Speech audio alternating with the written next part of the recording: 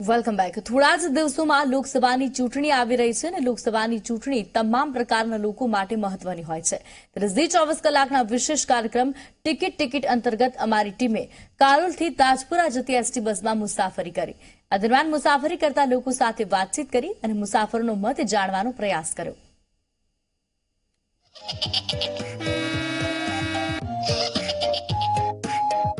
જી 24 કલાકની ચૂંટણી લક્ષી વિશેષ રજૂઆત ટિકિટમાં આપનું સ્વાગત છે। હાલ આપણે પંચમહાલ જિલ્લાના કાલોલ ડેપો પર ઊભા છે।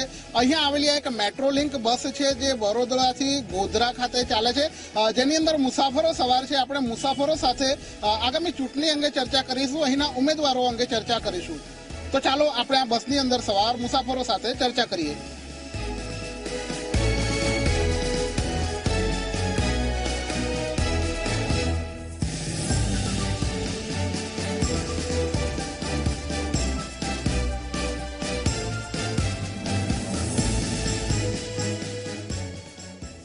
જી 24 કલાકના ચૂંટણી લક્ષી કાર્યક્રમ ટિકિટમાં હાલ આપણે વડોદરાથી ગોધરા ખાતે ચાલતી મેટ્રો લિંક બસમાં છે।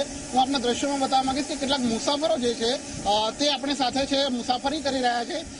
આજે મુસાફરો છે તેમના આગામી ચૂંટણીને લઈને કેવો મિજાજ છે તે આપણે એમની પાસેથી જાણીશું કે ખરેખર તેઓ આ ચૂંટણીને લઈને તેના ઉમેદવારોને લઈને શું વિચારી રહ્યા છે। સૌપ્રથમ એક મુસાફર છે, તેમના સાથે વાત કરીશું। શું નામ છે આપનું? ભરતભાઈ। ક્યાંથી ક્યાં મુસાફરી કરી રહ્યા છે? કાલોલ થી ગોધરા। રોજિંદા અપડાઉન કરો છો? રોજિંદા અપડાઉન કરું છું। શું કરો છો આપ વ્યવસાયમાં? અત્યારે હું જોઈને કોર્ટમાં આસિસ્ટન્ટ છું। આપ નોકરી કરો છો, અપડાઉન કરો છો દરરોજ। આગામી લોકસભાની ચૂંટણી આવી રહી છે, શું કહેશો ચૂંટણીને લઈને? શું કહેવાનું? કેવા ઉમેદવાર જોઈએ છે, શું કહેશો તમે? હા, અહીંયાના સ્થાનિક ઉમેદવાર હોઈ શકે તો સારું એમ। પંચમહાલના સ્થાનિક ઉમેદવાર હોય અને કામગીરી થોડી સારી વ્યવસ્થિત હોય એ પ્રમાણે। આપ રોજિંદે જે અપડાઉન કરો છો, નોકરી કરો છો, તો રોજિંદા અપડાઉનની અંદર જે મુસાફરી છે તેમાં કયા પ્રકારની સમસ્યાઓ નડે છે કે એસટી જે બસની સુવિધા છે તે સારી છે, શું કહેશો? એસટીની સુવિધા સારી છે। કયા પ્રકારના સુધારા આ સુવિધાઓમાં થવા જોઈએ એવું લાગે છે? આગામી જે ચૂંટણી આવી રહી છે એના જે ઉમેદવાર છે એમનાથી તમને શું અપેક્ષાઓ છે? અપેક્ષાઓ તો ઘણી બધી હોય છે। અત્યારે બેકારી છે, બરાબર છે, રોજગારી છે। ટૂંકમાં બેકારી દૂર કરી શકે, રોજગારી આપી શકે તેવા ઉમેદવારને આપી શકો છો। આગામી ચૂંટણીની અંદર મતદાનની વાત કરીએ તો મતદાન કરવું એ દરેક માટે એક ફરજ છે।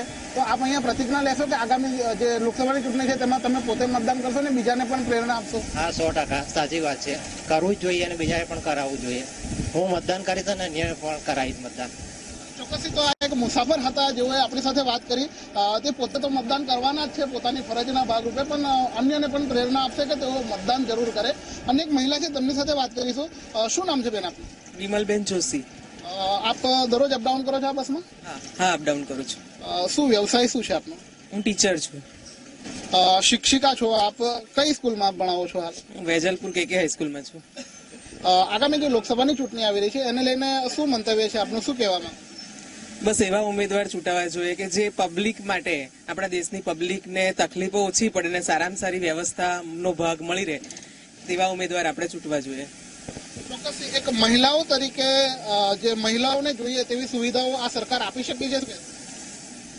હા, આપી શકી છે, પણ હજી પણ જેટલું કરી શકાય એટલું ઓછું છે। કેમ કે દેશનું ડેવલપમેન્ટ કરવું હોય તો પ્રજા પહેલા તો પરફેક્ટ પ્રજાને લાભ મળવા જોઈએ સરકારના, અને કોઈ પણ પ્રકારના અન્યાય થાય તો એ બોલી શકવા જોઈએ અને એટલી એમને છૂટ હોવી જોઈએ। ટૂંકમાં મહિલાઓ માટે હજુ ઘણું કરવાનું બાકી છે એવું આપ કહી રહ્યા છો। મોદી સરકારની વાત કરીએ તો જે 4.5 વર્ષનો 5 વર્ષનો કાર્યકાળ રહ્યો છે મોદી સરકારનો, એને કઈ રીતના જુઓ છો? ના, સારું છે, ગુડ છે। હવે જે લોકસભાની ચૂંટણી આવી રહી છે તેમાં આપ શિક્ષક છો, પોતે મતદાન કરવાના છો, અન્ય લોકોને પણ કઈ રીતના પ્રેરણા આપશો? અમે તો ઓલરેડી ડ્યુટીમાં હોય જ છીએ, એટલે અમે બાળકોને, શાળાના બાળકોને પણ આના માટે પ્રેરણા આપતા જ હોઈએ છીએ। દરેક વાલી સુધી આ વસ્તુ ઇલેક્શન એટલે કે વોટ આપે એ સંમતિ પત્રક પણ અમે સાઇન કરાવતા હોઈએ છીએ અને એમને જાગૃત કરતા હોઈએ છીએ, વિદ્યાર્થી અને વાલીને। તો આ શિક્ષિકા હતા જેઓ આ રોજિંદી મુસાફરી આ બસની અંદર કરે છે। આપણે તેમની સાથે વાત કરી। અન્ય પણ કેટલાક મુસાફરો છે જેઓ સાથે આપણે વાત કરીશું કે જે આગામી ચૂંટણી છે લોકસભાની તે વિશે શું વિચારી રહ્યા છે। શું નામ છે આપનું? ક્યાંથી આવો છો? કાલોલથી। કાલોલ શહેરની વાત કરીએ તો શું સ્થાનિક મુદ્દાઓ રહ્યા છે, શું સમસ્યાઓ રહી છે? આપણે સારું રહ્યું છે કાલોલ પંચમહાલ જિલ્લામાં સારું છે બધી રીતે ને હવે કોઈ સારા આવે તો હજી સારું કરે એવું ઈચ્છીએ છીએ. આપ અહીંના કાલોલના સ્થાનિક છો, આપના સાંસદને ઓળખો? આજના સંસદ પ્રભાતસિંહ ચૌહાણ છે. હા, તેમના કાર્યોથી આપ ખુશ છો કે પરિવર્તન થયું? હા, ખુશ છો, સારું કામ કરે છે, ખુશ છો.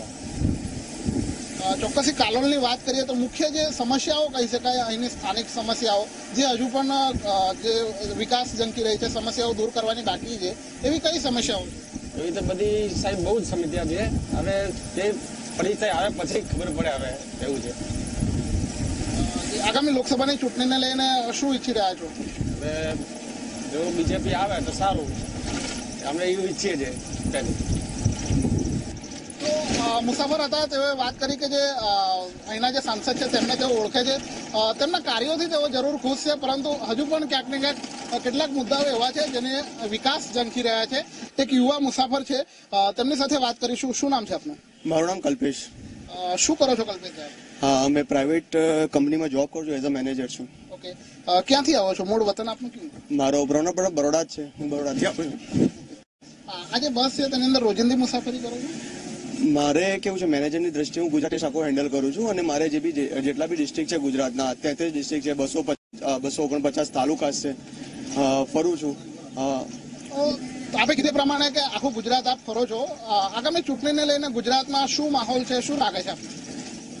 એઝ યુઝ્યુઅલ છે, માહોલ એ છે કે લોકો જાગૃત થયા છે, જે પ્રમાણે બીજેપી કામ કરી રહી છે અને લોકોને સમજતા થયા છે. આની પહેલા બી હું છેલ્લા 16 વર્ષથી આવીને મુસાફરી કરું છું. લોકોને 5-6 વર્ષ પહેલા જ્યારે 2014ના લોકસભાનું ઇલેક્શન હતું ત્યારે એટલું કોઈને ખબર નથી પડતી કે ઇલેક્શન જો લોકો મજાકમાં અને ટાઈમપાસ તરીકે, પણ લેકિન આ જે મોદી બીજેપી 2014 પછી જે આવી છે, લોકો જાગૃત થયા છે કે ઇલેક્શન લોકશાહીમાં જે આપણું મહત્વ છે એનું યોગદાન આપવું જોઈએ. ટૂંકમાં લોકો મોદી સરકારથી મતદાન કરવા માટે જાગૃત થયા છે. કરેક્ટ, બધા જાગૃત થયા છે. લોકો મોદી સરકારનો જે શાસનકાળ રહ્યો છે, કાર્યકાળ રહ્યો છે, તેને કઈ રીતના મૂલો છો આપ? શું કહેશો?